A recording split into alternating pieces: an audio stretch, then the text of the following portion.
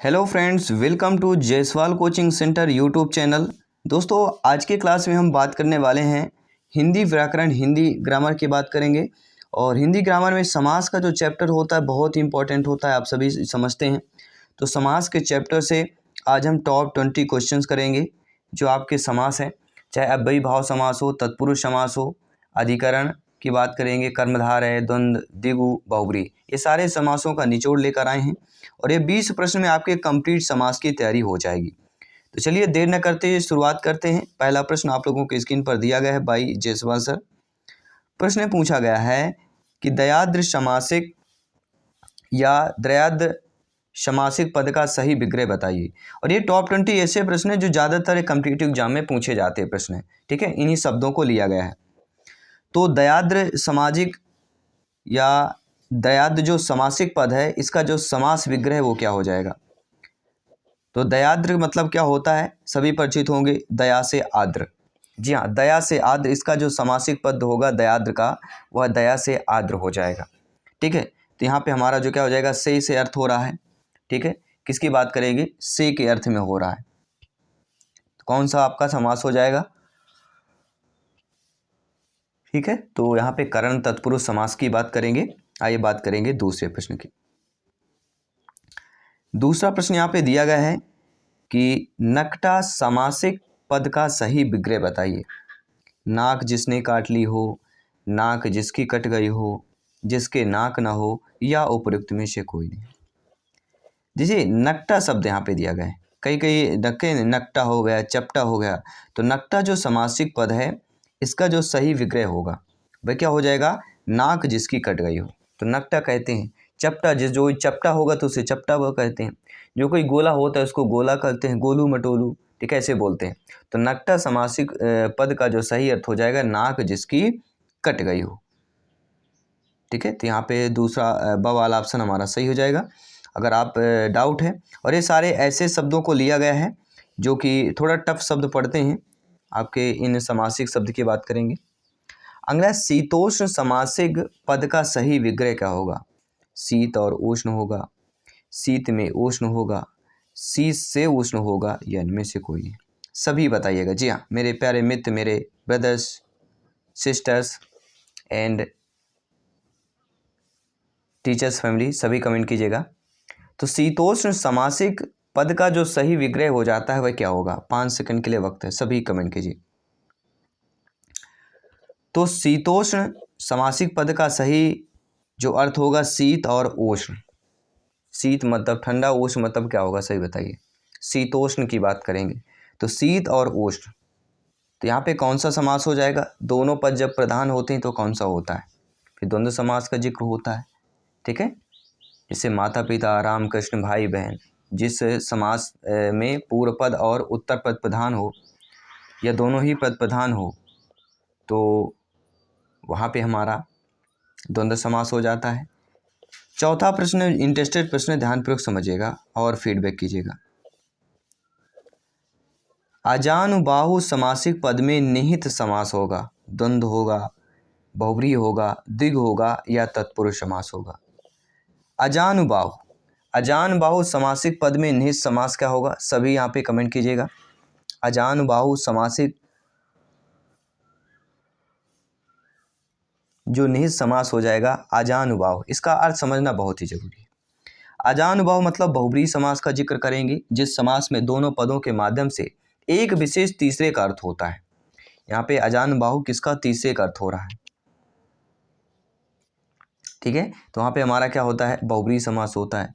जैसे महात्मा, नीलकंठ, लंबोदर, गिरधर, मक्खी चोस, ये इसी प्रकार का अजानुबाहु है, ठीक है। तो 20 यहाँ पे कठिन शब्दों की बात करेंगे जो शायद आपको ग्रामर में भी ना मिले। ये 20 शब्दों का यहाँ पे कंबाइंड किया गया है। एकाएक समासिक पद का सही विग्रह होगा। जी हाँ, एकाएक शब्द आपने सुना भी होगा, शायद देखा भी होगा, ठीक है। किसी एग्जाम में पूछे गए प्रश्न में या ग्रामर पोर्शन पे देखा होगा, समास के चैप्टर पर देखा होगा। तो एकाएक समासिक पद का जो सही विग्रह होता है, एक के लिए एक, एक के बाद एक, एक में एक, या इनमें से कोई नहीं।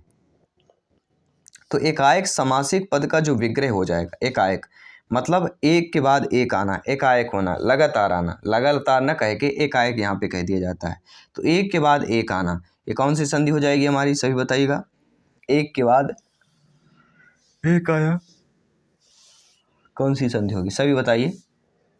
एक के बाद एक काना कौन सी संधि होगी, ये इसका जो आंसर आपको करके बताना है। देखते हैं कितने यहाँ पे आप लोग जीनियस हैं।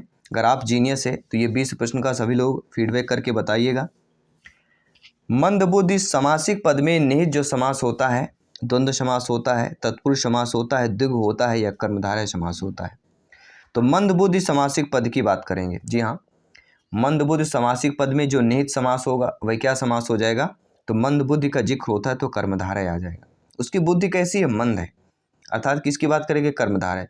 जिस समास में पूर्व पद विशेषण और उत्तर पद विशेष होता है, कर्मधारय समास होता है। ठीक है, जैसे काली मिर्च, काली है जो मिर्च है, बुद्धि है लेकिन मंद बुद्धि है, बुद्धि तो है लेकिन मंद बुद्धि है। जैसे पीतांबर, पीत अर्थात पीला है जो अंबर। ठीक है, तो राइट ऑप्शन आपका कर्मधारय हो जाएगा। आइए बात करेंगे अगले प्रश्न की, 7वां प्रश्न। 7वां प्रश्न यहाँ पे क्या पूछा गया है, मुखार विंद समासिक पद में निहित समास बताना है। तत्पुरुष समास, बहुव्रीहि समास, द्विगु समास या कर्मधारय समास की बात करें। देखिए यहाँ पे क्या दिया है, मुखार विंद में समासिक पद में निहित समास आपको बताना है। मुखार विंद की बात करें तो इसमें भी आपका कर्मधारय समास हो जाएगा। मुखार विंद में कौन समास हो जाएगा, तो हम कर्मधारय समास की बात कर रहे हैं। अगला विशेषण और विशेष के योग से कौन सा समास बनता है, द्विगु बनता है, द्वंद्व बनता है, कर्मधारय बनता है या तत्पुरुष समास बनता है। तो विशेषण और विशेष के योग से जो हमारा समास बनता है, विशेषण और विशेष के योग, सभी बताइए। विशेषण और विशेष के योग से जो समास बनता है उस समास का नाम क्या है, अभी हमने आपको बताया भी था। विशेषण और उत्तर पद विशेष हो कर्मधारय समास कहलाता है। पूर्व पद विशेषण और उत्तर पद विशेष हो, अर्थात विशेषण और विशेष के योग से जो समास बनता है वह हमारा कर्मधारय समास बनता है।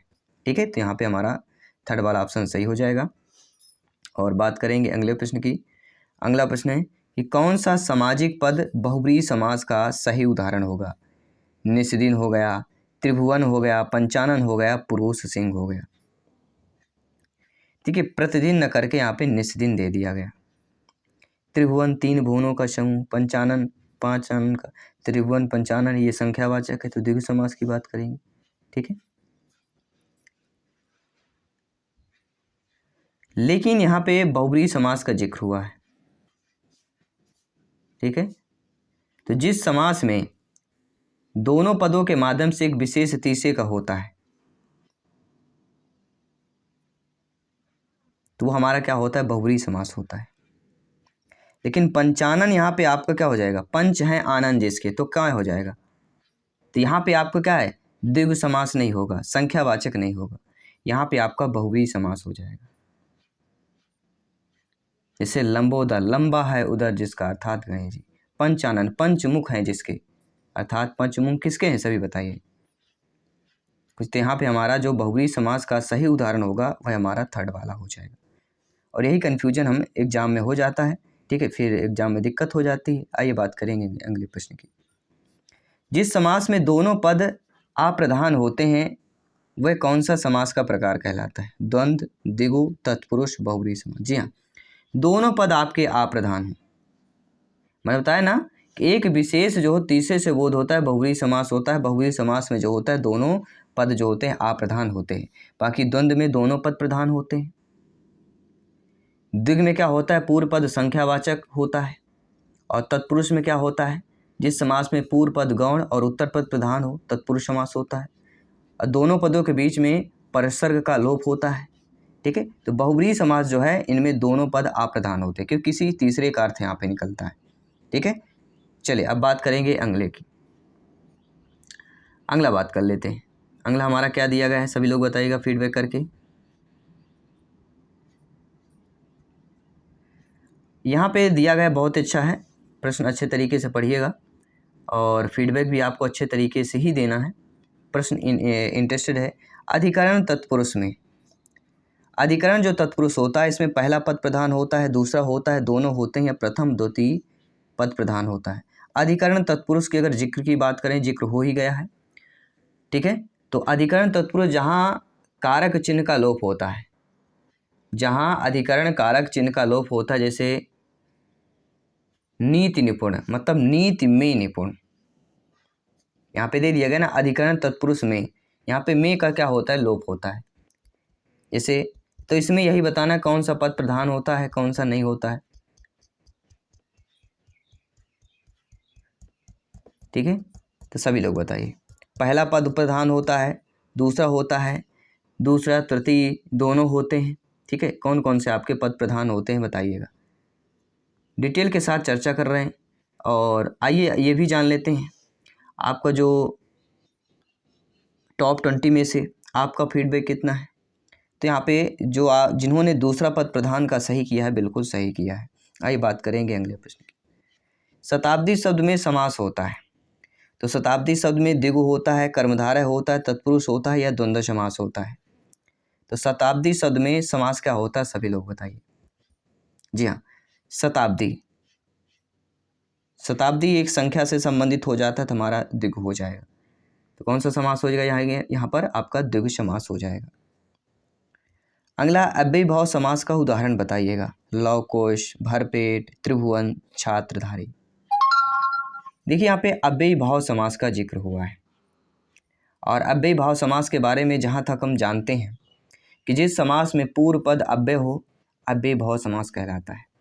तो देखिए किसमें पूर्व पद में अव्यय दिया गया है, भरपेट, भरपेट में पूर्व पद हमारा अव्यय दिया गया है और क्रिया विशेषण का कार्य भी कर रहा है। जैसे आजीवन मतलब जीवन भर, भरपेट मतलब पेट भर, यथा स्थान मतलब स्थान के अनुसार, भर पेट मतलब पेट भर, ठीक है। तो अव्ययीभाव समास का उदाहरण सेकंड वाला ऑप्शन हमारा सही हो जाए। स्वर्ण घट का विग्रह बताइएगा। स्वर्ण में घट, घट में स्वर्ण, स्वर्ण का घट, स्वर्ण के लिए घट। अब विग्रह आपका यहाँ पे तत्पुरुष समास का जिक्र हो गया है। अब विग्रह बताना किसके लिए हो, कर्ता ने कर्म को कर्ण से के द्वारा संप्रदान के लिए काके की। तो स्वर्ण घट का जो विग्रह आपका यहाँ पे हो जाएगा वह कौन सा हो जाएगा, स्वर्ण का घट हो जाएगा। स्वर्ण घट मतलब स्वर्ण का घट मतलब स्वर्ण का घड़ा, ठीक है। तो का यहाँ पे आपका हो जाएगा, ठीक है। तो कर्म तत्पुरुष की बात करेंगे जिसमें को या का लोप होता है, माता को देने के लिए, ठीक है। कर्म में क्या होता है, को का लोप होता है, ठीक है। और का लोप किस में होता है, संबंध में होता है, का के की संबंध में ही होता है ना। जैसे दिनचर्या, दिन की चर्या, भारत रत्न, भारत का रत्न, वैसे ही स्वर्ण घट, स्वर्ण का घट, स्वर्ण का घड़ा, ठीक है। आइए बात करेंगे अगले प्रश्न। निम्नलिखित में से किस शब्द में समास और संधि दोनों है। जी हाँ, यज्ञशाला, स्वधर्म, जलोष्मा या पंकज की बात करें। जी हाँ, किस शब्द में समास और संधि दोनों है, ऐसा शब्द का चयन करके बताना है आपको, सभी बताइए। तो यहाँ पे जो जलोष्मा शब्द दिया गया है, जलोष्मा में आपका संधि और समास दोनों है, ठीक है। क्या हो जाएगा, ऐसे शब्दों का भी चयन करना जो दोनों में आते हैं, एक संधि में भी आता है, एक आपका समास में भी आता है। हम बात करेंगे जलोष्मा, जहाँ पे आ और उ मिलके क्या बन जाता है, सभी लोग बताइए। आ उ मिलके गुण संधि की बात करें अगर, ठीक है, आ उ मिलके क्या बन जाता है, आ ऋषि मिलके अर बन जाता है, छोटा आ बड़ा मिलके ओ बन जाता है, उ और उ मिलके क्या बन जाता है, ठीक है, ओ बन जाता है। तो जल धन ऊष्मा, जलोष्मा की बात करें, और समास में भी आपका हो जाता है, ठीक है। चलिए अगला जो प्रश्न है, सा परिवार में कौन सा समास होगा। अक्सर आप कार्ड में देखते होंगे लिखा रहता है ना सा परिवार, निमंत्रण जब भी आता होगा देखते होंगे लिखा रहता है सा परिवार। तो इस सा परिवार का समास क्या हो जाएगा, तत्पुरुष, द्विगु, अव्ययीभाव, बहुब्रीहि हो जाएगा। आपने सोचा भी नहीं होगा। तो सा परिवार में कौन सा समास होगा, तो सा परिवार में आपका अव्ययीभाव हो जाएगा। अव्ययीभाव का अगर जिक्र करें तो हम पढ़ ही चुके हैं कि अव्ययीभाव समास जो होता है पूर्व पद अव्यय होता है, मतलब सा परिवार। कौन सा परिवार, सा परिवार मतलब सभी परिवार, तो पूर्व पद यहाँ पे अव्यय हो गया, ठीक है। सा परिवार या परिवार के साथ कह सकते हैं, ठीक है। रेलगाड़ी शब्द का सही समास विग्रह बताइएगा। रेल और गाड़ी, पटरी पर चलने वाली गाड़ी, रेल से चलने वाली गाड़ी या रेल पर चलने वाली गाड़ी। सारे ऑप्शंस आपको एक जैसे दिखते हैं, ठीक है ना। तो रेलगाड़ी शब्द का जो सही यहाँ पे समास हम माने तो रेल पर चलने वाली गाड़ी क्या हो जाएगा, पर आ जाएगा। और ये जो पर आ जाता है शब्द, ये किसके लिए होता है, ठीक है, ये किस समास का होता है, रेल पर चलने वाली गाड़ी। तो हमारा यहाँ पे कौन सा समास विग्रह अगर बात करें रेलगाड़ी का, रेल पर चलने वाली गाड़ी हो जाएगी। शाखा मृग शब्द में समास क्या हो जाएगा, कर्मधारय, तत्पुरुष, बहुब्रीहि, द्वंद्व की बात करेंगे। देखिए शाखा मृग, एक शाखा अलग है और एक मृग को अलग करते हैं तो अलग हो जाता है। तो शाखा मृग में आपका क्या होगा, मतलब एक अलग अर्थ निकल रहा है, अर्थात बहुब्रीहि समास का जिक्र होगा। जैसे महात्मा, नीलकंठ, मतलब दोनों पदों के माध्यम से एक विशेष तीसरे का अर्थ हो रहा है शाखा मृग। तो यहाँ पे हम बहुब्रीहि समास का जिक्र करेंगे। किस समास में समस्त पद का प्रयोग क्रिया विशेषण के रूप में होता है, तत्पुरुष में, द्विग में, अव्ययी भाव में या द्वंद्व में होता है। तो जिस समास में समस्त पद का प्रयोग क्रिया विशेषण के रूप में होता है वह आपका अव्ययी भाव ही होता है। यह वाक्य में क्रिया विशेषण का कार्य करता है। हमने आपको बताया था कि पूर्व पद जो होता है अव्यय होता है और यह वाक्य में क्रिया विशेषण का कार्य करता है, अव्ययी भाव समास कहलाता है। तो अव्ययी भाव समास के पद में का प्रयोग क्रिया विशेषण के रूप में होता है। और ये 20वां प्रश्न है, त्रिभुज किस समास का उदाहरण है, तत्पुरुष, अव्ययी भाव, द्विगु, द्वंद्व, इनमें से कोई नहीं, ठीक है। और ये आपको कमेंट करके बताना है त्रिभुज किस समास का उदाहरण है। बहुत ही सिंपल साधारण सा ये प्रश्न आपके लिए हम मॉक क्वेश्चन के लिए दे रहे हैं और देखते हैं आप लोग कितने जीनियस है। टॉप 20 में से आपने कितना यहाँ पे कमेंट किया है। आई होप सभी पैरामीटर अच्छे तरीके से समझा होगा। और आगे भी व्याकरण के हम अगले जो पार्ट करेंगे टॉप 20 करेंगे या टॉप 25 या 30 करेंगे। अगला जो चैप्टर रहेगा, अभी तक आपने अपने फैमिली को, अपने स्टडी यूट्यूब चैनल को, जायसवाल कोचिंग सेंटर को ज्वाइन नहीं किया है, सब्सक्राइब नहीं किया, ज़रूर किए। क्योंकि आने वाले अगर एग्ज़ाम की बात करें, आने वाले प्रश्नों की बात करें, आने वाले नोट्स की बात करें, सब कुछ आपको मिलेगा। क्योंकि यहाँ पर शिक्षा ही प्रकाश है। जय हिंद, वंदे मातरम।